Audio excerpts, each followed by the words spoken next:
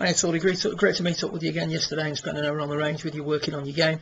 As previously, you're making good progress, you're freeing up the hips during the backswing now. If we look at you here on the left, much more centred backswing, arms working nicely, right knee straightening, left knee working in. That's freeing the hips up, so we can see now during your backswing that the right hip is much higher than the left, which is allowing you to maintain your inclination to the ground without drifting off the golf ball.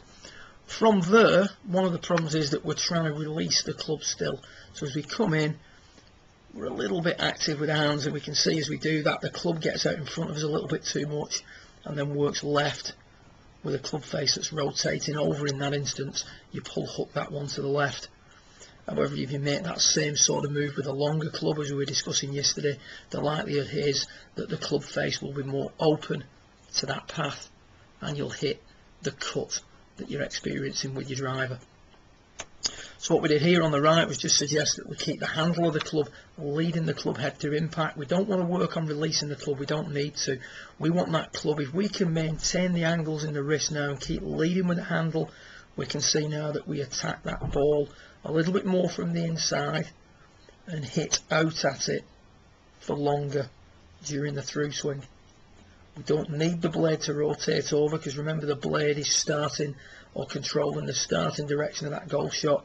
Our ability to hit out at the golf ball for longer is what's going to impart the right to left spin on it.